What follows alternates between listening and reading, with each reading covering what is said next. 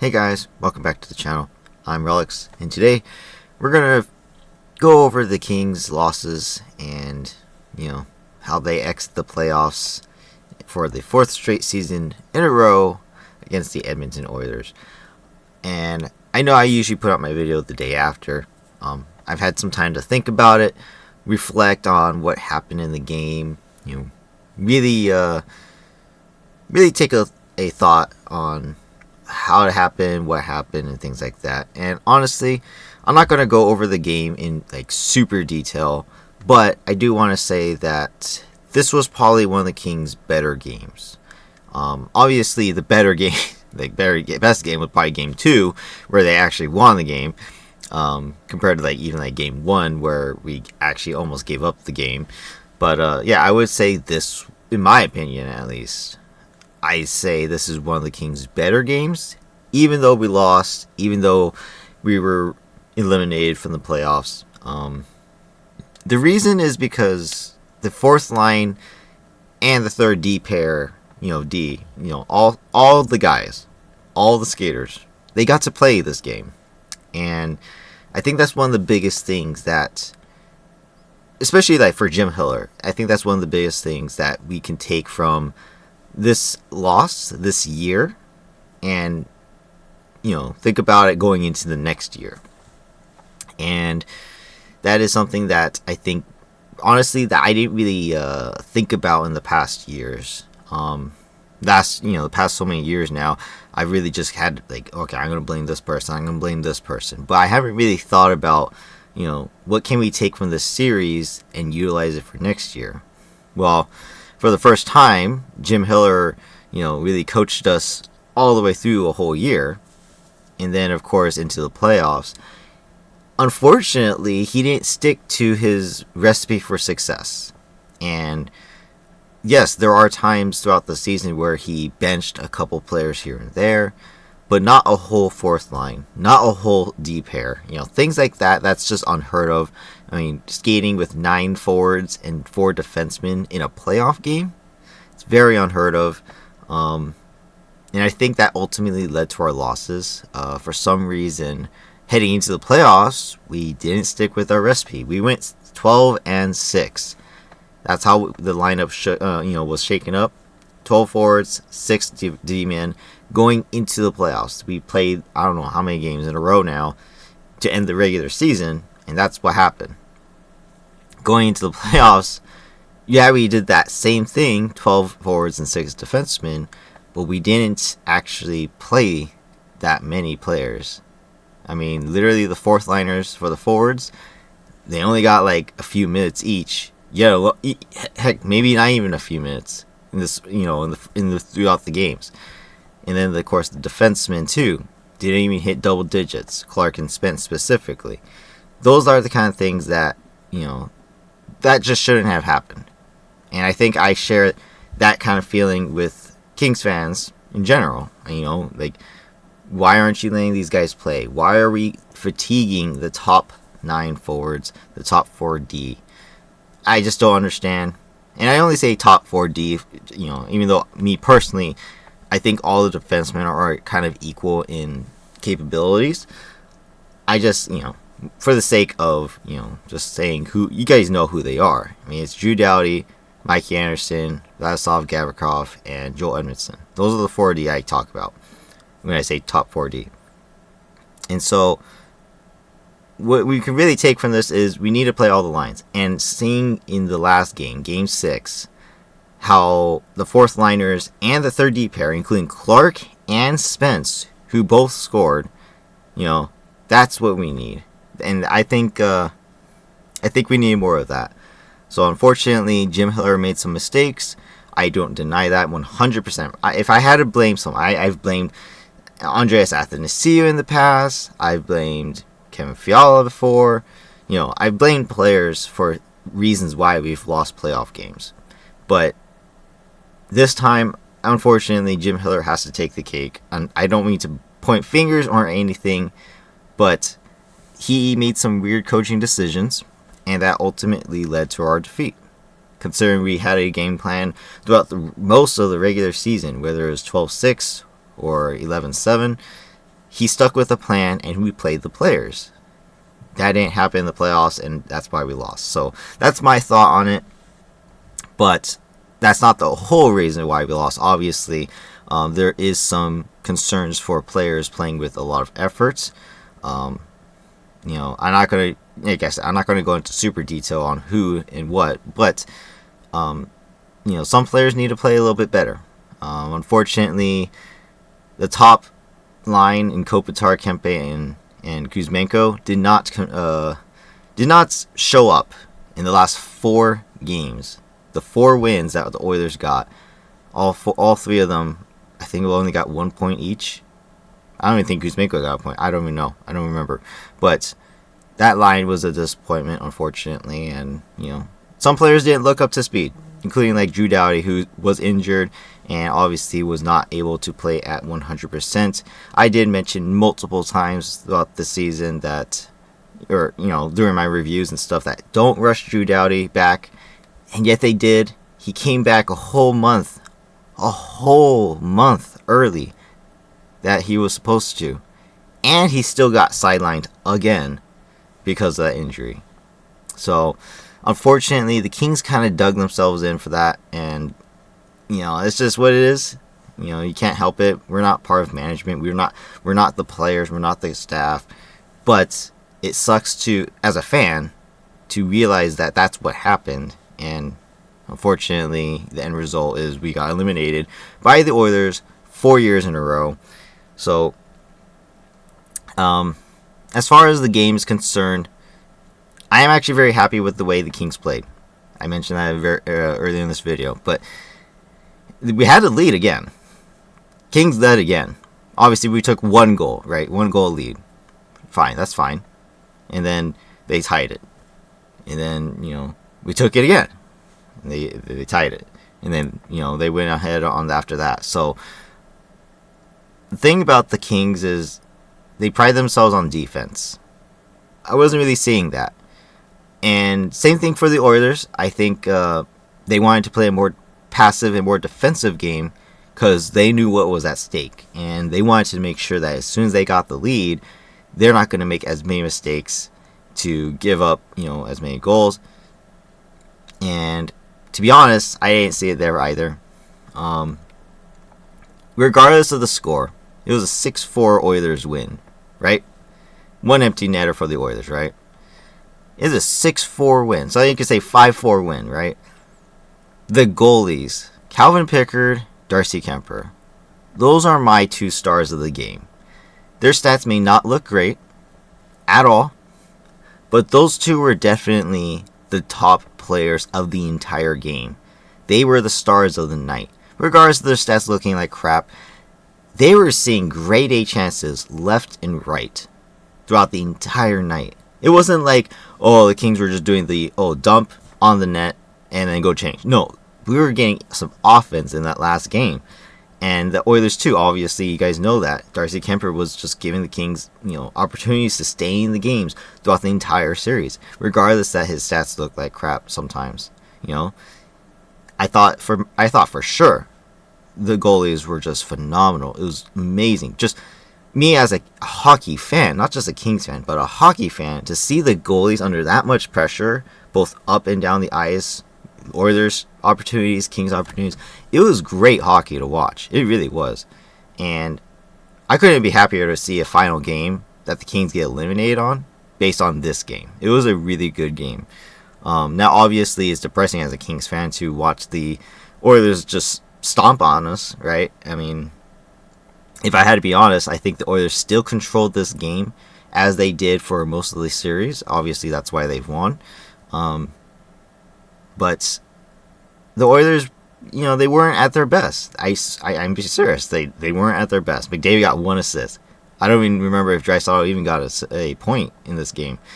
So, just the fact that we held the top guys down for the Oilers, McDavid, Bouchard, Draisaitl, to minimal points compared to past years, and where they didn't stomp on us every single game of the series. Yeah, they got points, but they got extra secondary scoring from their team this year. They had depth down the lineup, and practically the same lineup too, no less. You still got the top guys. You got McDavid, Draisaitl, Nugent Hopkins, Hyman.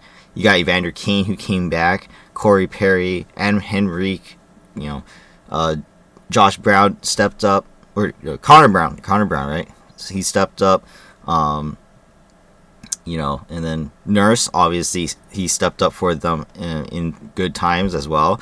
I always say that Nurse is an overrated player, and he is way overpaid for sure. That's not a joke. I'm pretty sure Oilers fans can agree that he's not the defenseman that they needed. But, overall, they had the same strong lineup, And then, of course, they had guys who were scratched. Heck, we even did the switch. They got Arvidsson, we got Foegele. So it's very, very similar lineup as last year. And the Kings going into this year, I thought, we weren't going to make the playoffs, but we did. And so just to see how they played in this final game with the team we have against their team, I thought we were going to lose. But it was a really good final effort, and I'm happy about that. Overall, there's things to take in. Obviously, some players need to perform better, but I think I am pretty happy with how the team overall performed in the final game. Everyone kind of contributed in their own way. I am extremely happy about Byfield and Fiala. I was thinking that Byfield would not be as great as he was during the regular season, and maybe fall off just a little bit during the playoffs. But he did a phenomenal job as well. Being picked on a lot by the Oilers too, no less. But he did a good job. Fiala, as always, honestly, best king on the season. I have to just say, straight up, he is the best king on the season. Both forwards, defensemen. Obviously, I think Kemper may take the cake for the best player, but as far as the skaters are concerned, Fiala is the best player, both playoffs and regular season. He's just been phenomenal and always giving us a chance to, get on the scoring. So, congratulations to that. And then, listening to Kopi's post-game interview, there is still hope that we can still make the playoffs. If this is what the team can do during the regular season, yes, I think we can make the playoffs again. But it depends on how the players are going to play. Obviously, everyone's getting a year older. Kopi, Doughty, they're only getting older. And who knows, maybe Doughty will be able to come back again. Fresher this time, right? He starts the season with the injury, obviously going to the playoffs with that injury being repaired. Maybe it's a different story. Unfortunately, Kopi's only getting older, but he still played at a pretty high caliber. And yeah, it's not the same younger Kopi that could have did a lot more offense, but he still did good.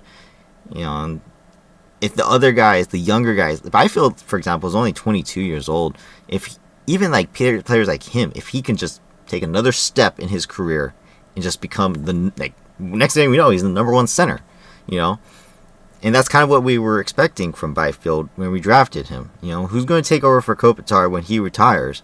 Can you really say after Kopitar and Doughty leave, is there really a huge leadership superstar group? Not really. Me personally, I don't think Kempe was ever meant to be that guy, but he is now. He's our best shooter. I would say Fiala technically is, but they're expecting Kempe to be that guy. So yeah, Kempe, Mikey Anderson for leadership. I don't really think Gavrikov is that. I really don't think. I don't. You guys know my feelings about Gavrikov. I don't care about him. I think he's overpaid, overrated, and I don't think he even did enough either. It's just not pointing fingers. I'm just saying, my opinions. These guys who we got during the off season, the past couple of years, they needed to do more. More included, by the way. Deneau, these guys needed to do more. I think Foegele was our most consistent king. That's for sure. I'm happy that he became a king. At least he played a whole season, like Arvidsson did, right? So that's cool. In case I go on tangents, I do apologize. But yeah, I'm just trying to point out that there is hope. There really is hope. And again, Kopi's interview, he believes in the team. There's a never give up mentality at the end of the day in most players, and I think that definitely came through in this final game. And going forward into the next year, honestly, I can't wait for the next year, obviously. I can't wait for preseason. I can't wait for the regular season to start. Now that my team's eliminated, I don't really have as much things to do with the Kings, but I am looking forward to what changes are going to be made and who's going to, take the next step in their careers or the step downs. You never know. But, yeah, I mean, I think the Kings went out with a bang, and I couldn't be happier about that, regardless of the result. Obviously, we wish the Kings were playing more games, but it is what it is. So, as far as playoffs, my predictions for going to the Stanley Cup. Obviously, you guys have, you guys watch my videos. You guys know that I also cheer for my brother's team, the Washington Capitals, on the East side. They did well. Ovechkin's, doing great. His team is doing great, even though that's not the team that was supposed to do it right this year. But they are. They're amazing, fantastic, including Dubois. But Kemper has been absolute best trade, and so I don't care that Dubois is gone. But he actually is playing great for the Caps. So congratulations to him. He's on a winning team, and he's part of it, no less. So Caps for the East. I truly do believe they can actually go to the Stanley Cup final. Otherwise, could this be the Maple Leafs' year? Maybe. They actually look decent, but I don't think so. It's going to be the Maple Leaf curse, right? They're going to get eliminated in this next round. But, yeah, Caps going to the Stanley Cup final for the East. And, of course, I will root for them to win. And if not the Caps, even in the Stanley Cup final, I will give it to the Oilers again. You guys know that I do like McDavid and Draisaitl a lot. I like Draisaitl more than McDavid, in fact, as the players, And I do... Obviously, it sucks to root for the team that beats you. But I always say, if you lose to the best, then that's what really matters. You win against the best this year had to offer. There's nothing you can do about it. But if you lose to someone who just gets stomped on in the next round, then, it's like, what were you fighting for? So you gotta beat the best to be the best. And I think the Oilers can prove to be that best team. And so just like last year, I am still rooting for the Oilers to win the Stanley Cup this year. It would be a freaking tragedy if Draisaitl and McDavid do not get Stanley Cups in their careers. They are the absolute best players in the league right now. The best. Top two. And in the primes of their career. They need to get Stanley Cups. I don't see a better time than now. Honestly, last year they should have got it. But, yeah. So, Oilers fans, I hope you guys are happy. And good luck in the rest of the playoffs.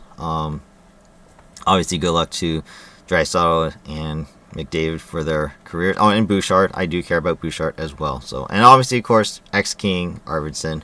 Wish him luck as well. But I will root for the Oilers to win, if not the Caps, obviously. But that's just my predictions. And obviously, I want to give one final send-off to Nick Nixon, the Kings broadcaster. And me personally, I did not think it was a good idea to put radio and TV together from the get-go, which got Alex Faust removed from the Kings broadcast a couple years ago. I thought it was a huge mistake. We're letting go a good guy, and unfortunately, the Kings broadcast, separated TV and radio this year, and so that kind of sucks for Faust. I really liked him, but nothing on Nick Nixon. I think great career, great broadcaster for sure, but that's unfortunate. And I wish you all the best in retirement. You were obviously a great Kings broadcaster, just not even just Kings, just in general, hockey broadcaster, and no one can really say more than that. Like, there's just so many things to say, but the bottom line is you're a Hall of Famer for a reason, and there's nothing more. There's nothing more to say. You have achieved the top ranks of broadcasting, in my opinion, in my view, and you deserve the retirement and everything that comes with it. So, congratulations to Nick Nixon on that. And what the Kings broadcast is going to do in the future, I don't even know. I haven't even heard or seen anything that indicates someone's going to take over. We will see. Again, this is another one of those things I'm looking forward to next season. Who's going to take over the TV broadcasting? So we'll see. As far as the Kings are concerned going forward into the next season, I'm really hoping some of the younger guys that we've drafted in the past, or in Ontario, or even juniors still, I'm really hoping that they will become Kings, step up, and take the next roles for the Kings going forward. We may have just a couple more years of our best, chances at a Stanley Cup, and then we'll have to step back again.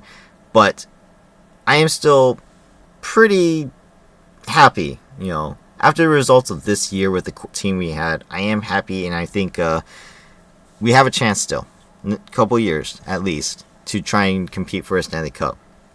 And hopefully these younger guys, regardless of how old they are, they could be 19, 20, 21, 22, if they can step up just like other kids do in the league around, on other teams, then we still have a chance. There's always a good chance. We could find a hidden gem, in a draft that just suddenly shows up to work, right?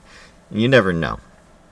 So I really do think the Kings have good chances, and I think we're not going to be the best team in the league. We never really are, but we will definitely compete for next year's Stanley Cup, and I think making the playoffs, if we have a similar team to this year, we can definitely do it again.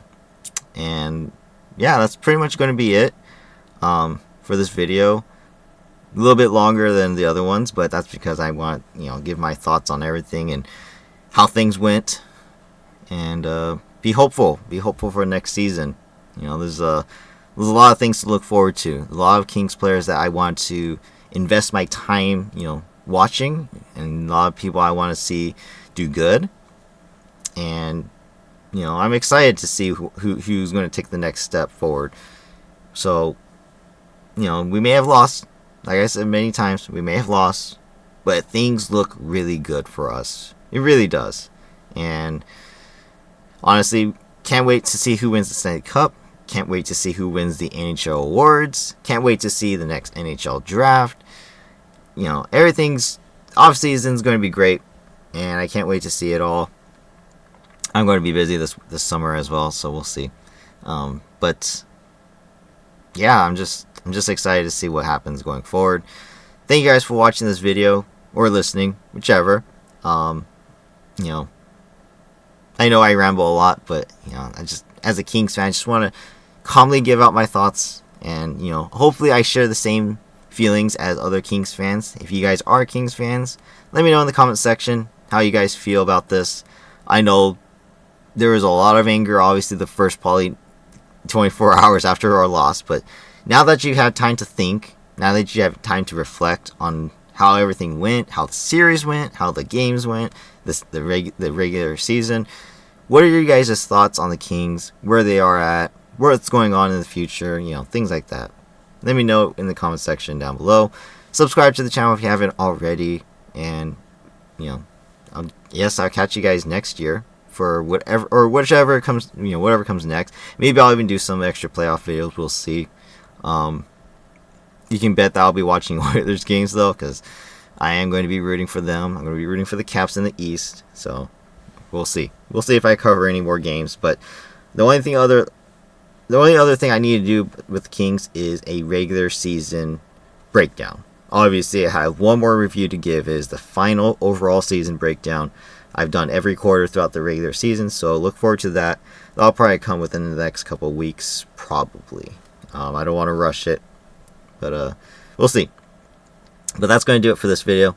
Thank you guys for watching. Hope you guys have a great day, have a great weekend, have a great month of May. You guys are still watching the playoffs. You guys' teams are still in. Good luck to your teams, and I'll catch you guys in the next video, whatever that may be. All right, thank you guys. Have a great day. Bye-bye.